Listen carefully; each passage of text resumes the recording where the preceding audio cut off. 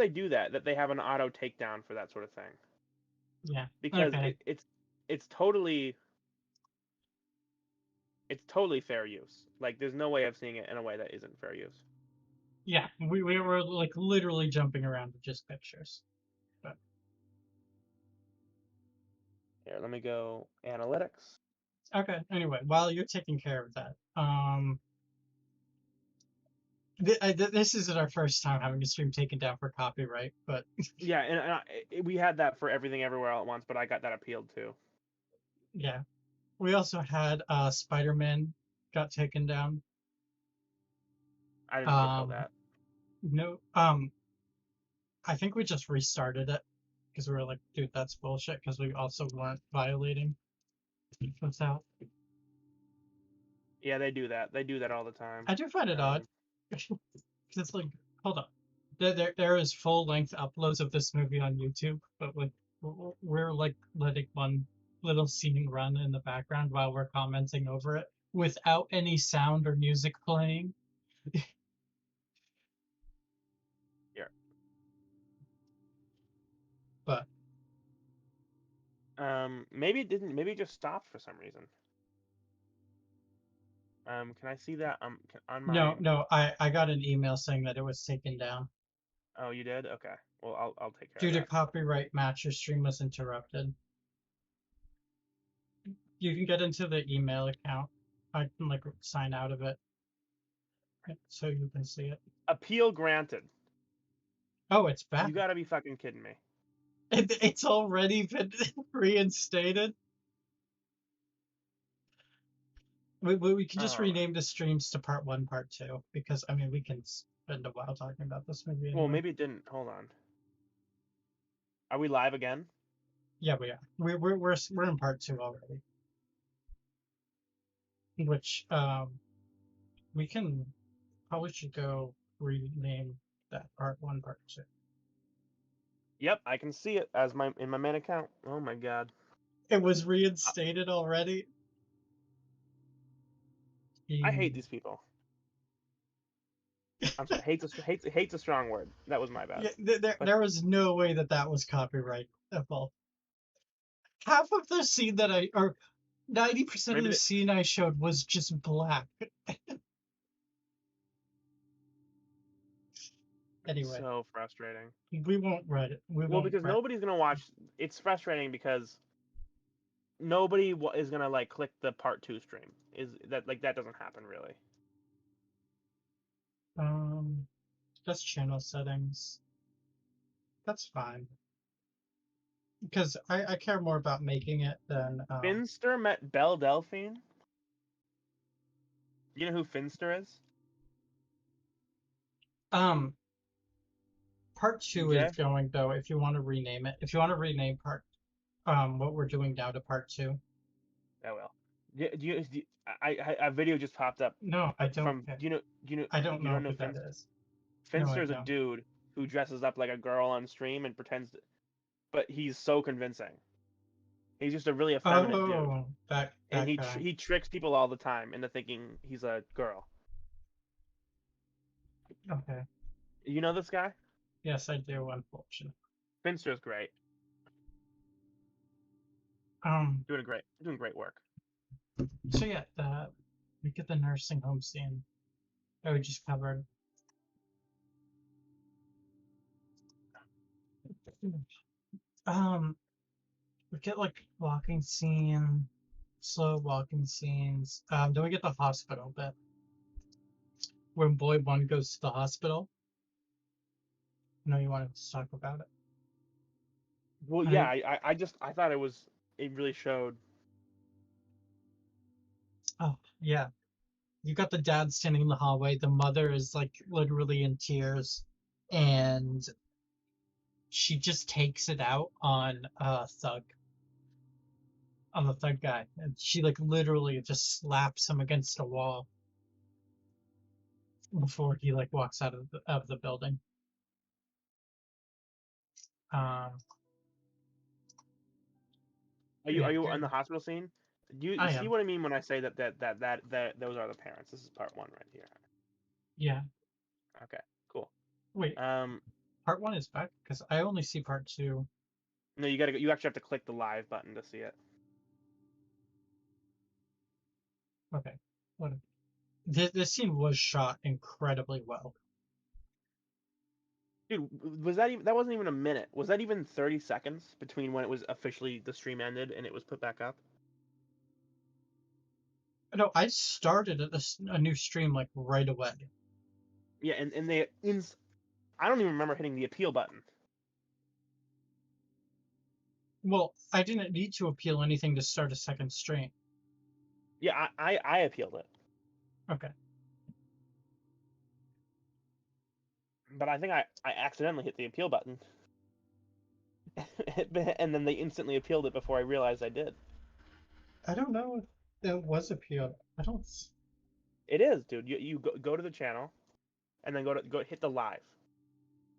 Yeah, when I see live, I hit part 2. No. The live tab on the channel. You see how it says Oh home shit! and then live? Oh shit! It is there. Yeah. It's been appealed. Okay. Oh, that's cool then. Anyway, yeah, The the hospital bastards. scene happens. I think this is the scene where they confirm he died, right? The bully died. Yeah, that is. They say no. It's later. It's later on when Oh, okay. the thug meets the boy at the train station. He says, "My brother's dead." Oh, okay. So I don't think they confirm he. I think they're saying he's dying, but then we get the confirmation later. Okay.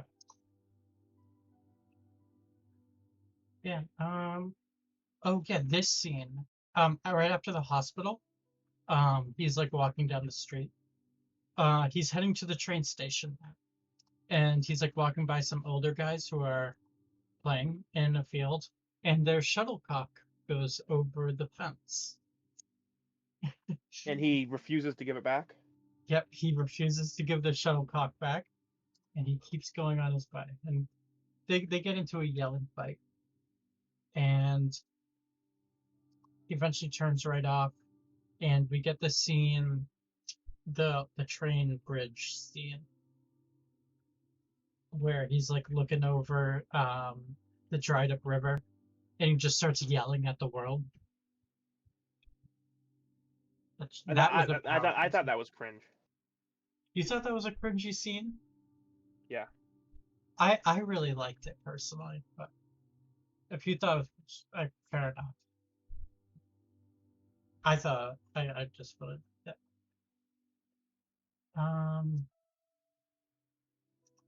Yeah, we start getting to the train station. Oh, and then we get the girls' big scene. If you want to run us through this one. Yeah, this was probably my favorite scene. So she's in a fighting match. Her mom figures out she's having an affair with the dean. Mhm. And then she's giving her mom explanation. She's like, he cares about me and this and that, and I feel comfortable there. Mhm. And like stupid, naive girl stuff. Yeah. He really loves me. And then she's planning on running away. Oh no, And she's she not goes. planning on running away yet. Not No. yet. She storms into a room to run away. Oh yeah, run away from her mother, or get away from her mother. Well, she starts packing. Okay. So that is packed. Yeah. And then you hear a knock at the door. Yeah. And her mother answers it, and it's the wife of the dean, who her With daughter's having an affair with. The dean is also there. And the dean, and the mother defends her daughter. She says, "She's not here. You can talk to me." Mm-hmm. And throughout this entire thing, the mother's defending the daughter, and I thought that was nice because okay, they have a rocky relationship. She strictly says, "What do you mean you're like, or what do you mean my daughter seduced your husband? Like my daughter is the victim here." Yeah, and she is. She's concerned about her daughter. Yeah. And I like that the boy's father is literally just like this cartoon villain, who's like just sadistic for no reason. But you get to see that they have this horrible relationship, but the mother still loves her daughter and she wants to protect her daughter. and she does in this scene, and she's trying to protect her daughter from this abusive guy and his crazy wife. And then the daughter climbs out the window. Yep. Goes to the front entrance, picks up her baseball bat that we saw earlier. She pauses at the front entrance. Hold on, she pauses at the front entrance. And she's like hearing the fighting inside through the open front door. And she like is looking where she's heading, and she's like looking back of where the mother is confronting them. And I think personally she's like making a choice between, does she go in there and, you know, handle that situation head on, or does she just run away? Well, she goes in, and she chooses to help her mother help her. Essentially, she grabs the but baseball she does it bat. in the most violent way possible. But she picks up a baseball bat and she kills these two people. She doesn't kill them, but okay, but no, because she did though. People don't just like lie on the floor after you hit them in the head. Fair enough. Like silently, but they did. That means they're dead. And I choose to believe that Hubo or Hubu, however you pronounce this guy's name, intended that she killed them. Okay, fair enough. That's my headcanon. I thought they were just knocked out, but yeah, but that's not like really a thing in life. Like people don't just get knocked out unless they're comatose.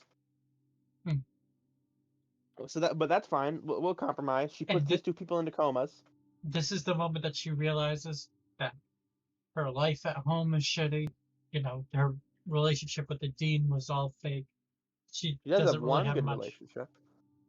Yeah, and she makes a decision to go with boy number 1 to go see the elephant. And she doesn't keep the baseball bat. No, she ends up throwing it away. Which I thought was silly. That's like, a good weapon. Keep your weapon. Yeah. We get the scene. Dude, she totally killed them. Replay that scene real quick. I already did. I'm trying to look at how hard she hit them. Just back 10 seconds.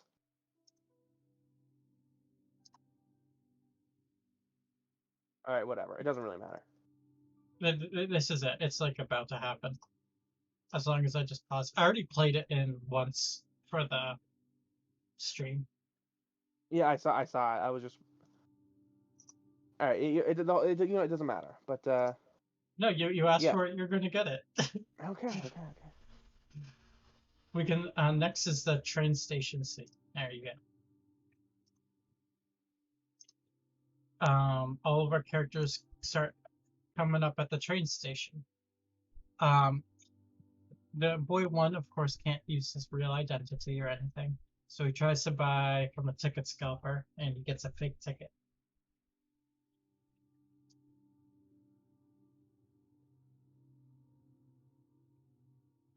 So, yeah, the fake ticket gets denied, and he goes back to him, and he's like, dude, I want my money back. He's like, okay, fine, we'll get you your money, come with me. And I think this leads up to... This scene is like the climax of the movie. It quite literally is just the climax of the movie, and it's the climax for my favorite character of the song. Yeah, the boy gets told to wait there. It cuts away for like a little bit. The granddad picks up his granddaughter. And she's like, "You want to come with me?" And he's off to go see the elephant. And she goes with him, basically kidnapping her, basically. Yeah. And then we get, which we can like quickly run over that, but no, we get back to the important scene. The thug meets the boy, and he knows who he is now. Yep. He sees his ID to confirm the train ticket, and he sees this as the boy that he's been hunting all day. So the thug gets to meet the boy. They're sitting there. They have a little heart-to-heart. They do. And it turns out... This is the moment of choice scene for the thug. he straight up says, like, if it was my father who found you, you'd be beaten half to death by now. Basically, my brother is a pussy, and I never liked him, and my family can go fuck themselves. He's like, life is shit, dude. Because he's had it pretty shitty up to this point, and he decides to show mercy to boy number one.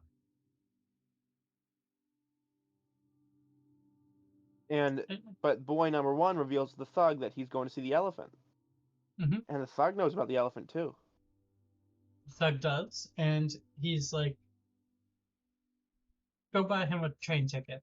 He basically tells him, you're a fugitive, you're on the run, you'll get caught eventually. It's only a matter of time. So just go. Go fulfill this dream that you have. He's like, I'm a disgrace to my family. I've done nothing. Go make up something of your life, basically, while you still can.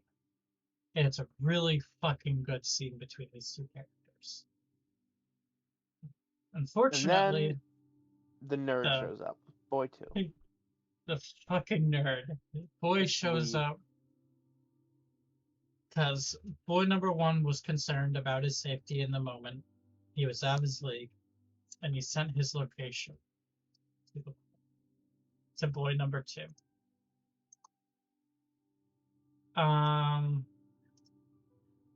They have like really here it is. Okay. He's like holding him at gunpoint, and he's like, let him go, let him go. You know, you're not gonna hurt boy number one. And he's like almost laughing because and boy number one is like what are you doing here? And that's like the thug is like, do you even know how to handle that thing? Just some basic dialogue. But,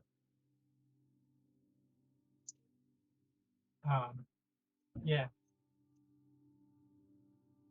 The scene almost like actually it doesn't finish off, but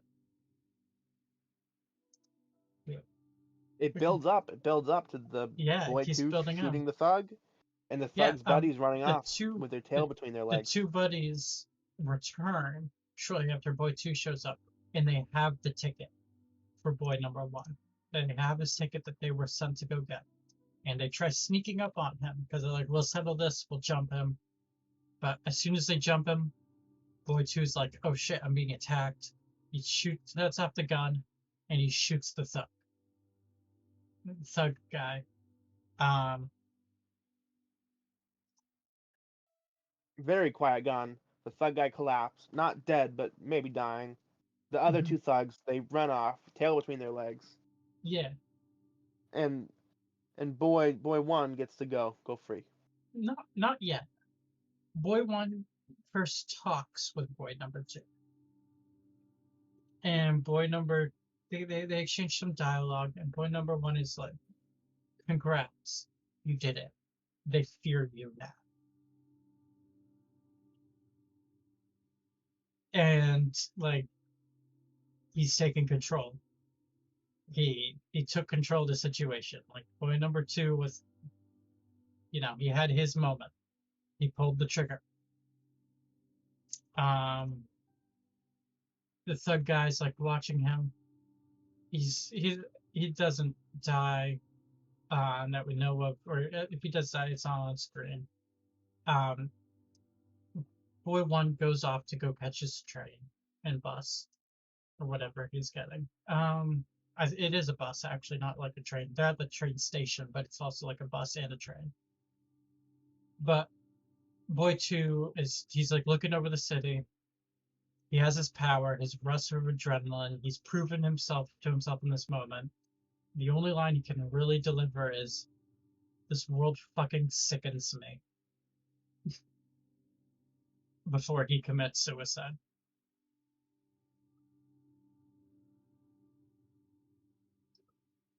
With the gun that he shot the thug with. And, yep. You know, he wanted power. He tried to seize power. He eventually like let it out, and because he thought like this entire time that like not sticking up for himself was the problem. It was like he's getting pushed around. He finally pushes back, and he's realizes didn't solve jack shit. And generally, it doesn't.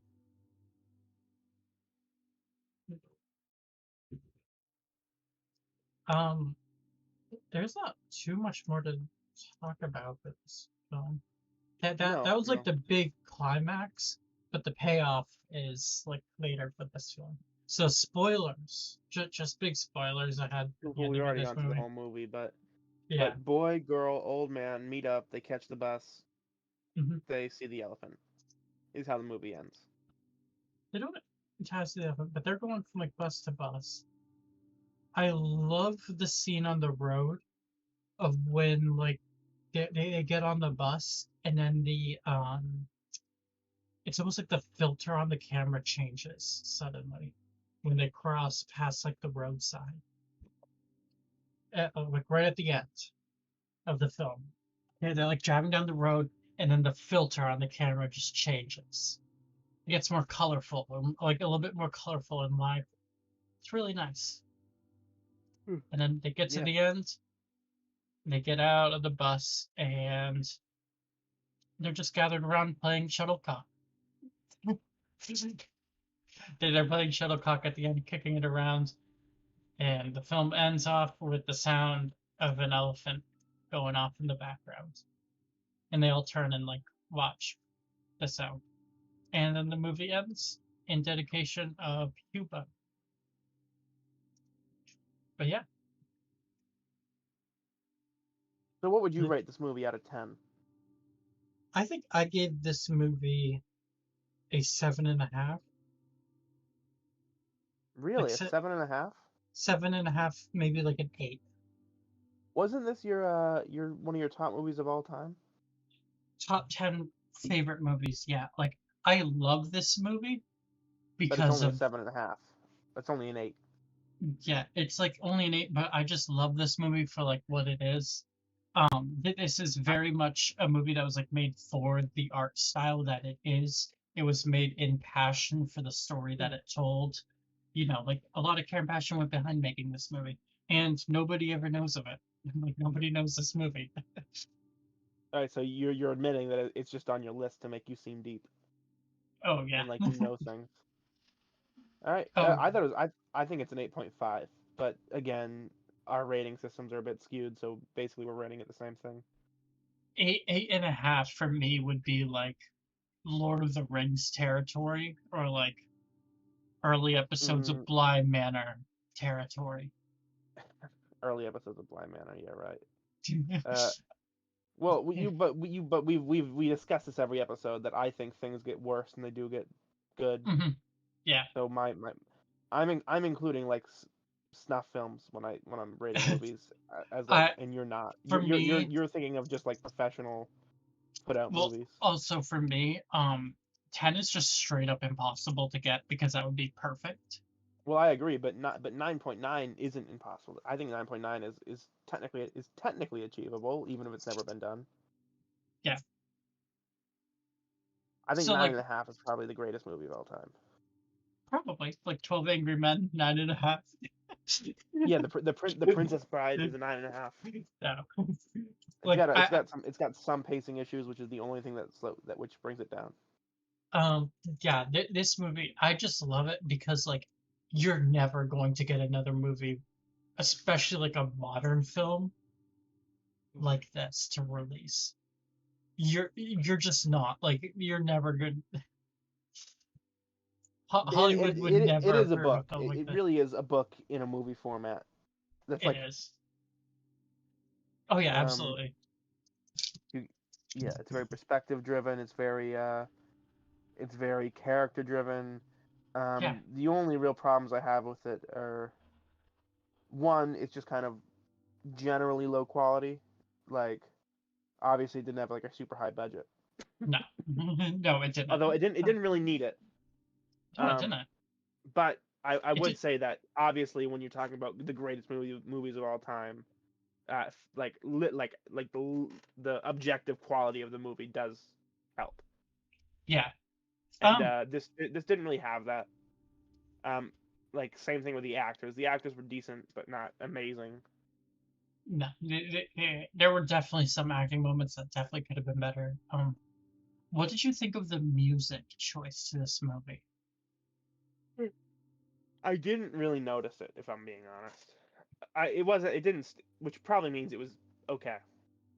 Um, the music was played, I think, in the trailer I sent you. That was music straight from the movie. I liked Um, the trailer. Well, I noticed it in the trailer because it was just like a short trailer, but throughout the movie, I didn't really notice.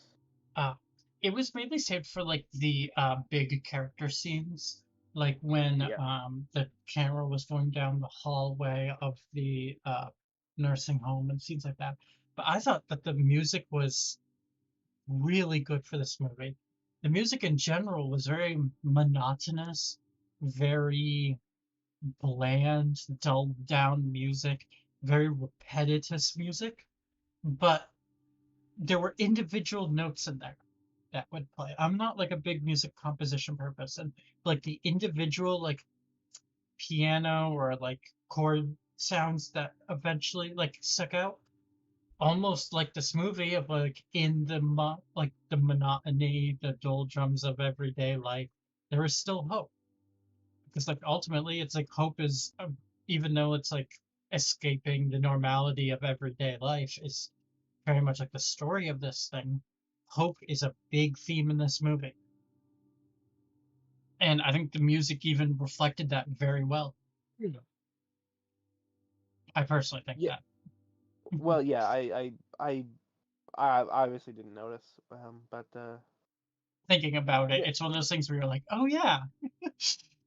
No, not even. I can't think of it at all. Oh, okay. It is pretty late.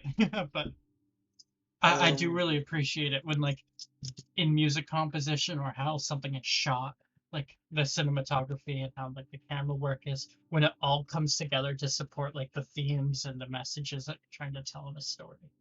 Well, And that is a like there are very few like music moments. Like I'm not a big music person when it comes to movies. Mhm, Like I don't mean that in the sense that I don't like the music, but I just don't really notice it. mhm. It's generally good, I think, if you don't notice it because it's almost doing its job. Well, Because it depends. Like, um, it's a tool. so there are some like there's only a few music moments that I know in my head, but if I do know them, it means they're amazing. I know that Hans Zimmer's Mhm. Joker theme from The Dark Knight is really amazing. Yeah. It's like it's almost like I don't know what it's like dragging a violin bow across an electric guitar, like Mhm. a really quick. And then there's Um, also an Ennio Morricone theme that's in The Hateful Eight yeah. called Bestiality. It's like it's like the most suspenseful song in the world, and Um, it's really amazing. Music can be really used two different ways in films. Like you got stuff like the Avengers where like the music kind of takes like the forefront almost of the scenes where it's incorporated. It's meant to build the scene, to build the hype and like the excitement, to tell the audience almost like this is a moment to care about. You got other instances where it's almost more of like a little tool. It just helps build or not it's like if you know what I mean, it's almost like it's one Well, yeah, background but there's also element almost. I know exactly. It's just sort of like another sound element. There's also a third option, which is like the Guardians of the Galaxy approach, which is just all in on the music, Hmm. like which is the action is always a music video for a song that you already like. Mm. You know what I mean? Like Remember you Barry's just songs. yeah, Mm. just slap Mr. Blue Sky on an action scene, and then you choreograph the action to the song. Yeah. Is the Okay, third yeah. way of doing that. So the first two are sort of building a scene and then using music to enhance a scene, and the last one is building a scene around music. Hmm. I personally like the second one, which is more in line, I think, with what this movie did, where it used the music as a tool to enhance each scene. It was like one tool that was just used to help, but Yeah.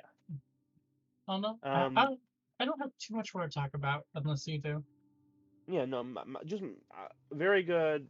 It was amazing. Obviously, it basically comes across as a book with like a POV format. Mhm. I knew you were very Um. skeptical about this movie at first. I wasn't that skeptical. Okay. I believed you. Okay, fair enough. It was better than I was thinking. Unfortunately, I didn't get to see The Elephant Ever. That's probably like my second biggest problem. It's There are some pacing problems. Hmm. With the scenes that help from slow are from like the slow pace of it are helped to the extreme degree, but Like the they're scenes that incredible. yeah, but the scenes that aren't helped are like hindered to a kind of a great degree. Hmm. Like sometimes you just want the movie to kind of get It, on with it. its greatest strength also became its greatest weakness. Yeah. Um, and Some then of the acting could have just been a little bit better. the general quality of like a low budget film is my last problem. So, but besides that, amazing movie, highly recommend. Yeah. If you don't mind reading. If you don't, yeah, because this one was entirely in Chinese, so it's you gotta read the subtitles. Hmm. Which we could have a quick little conversation. What do you think of dubs versus subtitles? I would, in a live action, I 'Cause I don't hate know. dubs. In anime, I much prefer the dubs because there's no point in having the subs. Uh, like Like a film like this, I sometimes, think a film like this would have sometimes, been ruined with a dub. yeah, I agree. If it was in Spanish, you might be able to get away with it because the mouth movements are so similar and the words are so similar. Hmm. Like if there was a movie in French or Spanish and you translated it to English, you might be able to get away with it because there's a lot of similar elements to the language, so it might not ruin the moments as much. Hmm. Like there was a movie that was shot in France. I can't remember what the movie was, but it was like a French horror Hmm. movie, and I didn't realize that it was French and dubbed over until later, just because Oh, the mouth movements matched up with the English dub so well. okay. So it almost tricked me. But eventually there was like one word that was a little weird. But no, definitely not with Hmm. Chinese. If you're gonna do like or especially not Japanese, where the syllable structure is so constant. Yeah, But yeah, you have to do subs. But yeah, again, anime, there's no point. You might as well just do it. People who like are anime weebs and they're like the subs so much better, just shut up. yeah. But yeah, you're Let's absolutely see. right. This movie would have been totally ruined if it was dubbed over. Oh yeah, absolutely. We're just gonna put a sticky note to almost like cover that up so we don't get the copyright taken down. But Yeah. um, yeah, I don't know. I just really adore this movie. I do for what it is. Yep. It's a already cut and shined diamond in the rough. Absolutely. And I think we can leave it on that. Um, we'll see everyone next week. And oh yeah, Maybe what two do you months want to from now. cover next? What do you want to? Have you ever? Oh, it's my choice. That's right. Yeah, it is your choice. Uh, uh, what's out? You're probably not going to the movie theater anytime soon. No. Well, while we're on the topic of anime, let's do. Do you have Netflix? Yes. Okay, there's a movie called A Silent Voice. It's very gut wrenching. Very Okay. sad movie. We can cover a silent voice. Have you heard it? Have you seen it? No, I have not. Okay, well, great. You should watch it. Yeah, we will. It's about. You want me to tell you what, like, real quick, what it's about now, or do you want me to wait? Sure. It's about a boy who's suicidal. He wants to kill himself, but he wants to tie up some loose ends before, and he Hmm. needs to like make right with the girl, a deaf girl who he bullied in grade school. Oh, yep. I think I remember you kind of mentioned that a little bit. That Yeah, movie to me. yeah, and he's very yeah. You should just watch it. It's amazing. Okay. Yeah, I will. Okay. Cool. We'll see everyone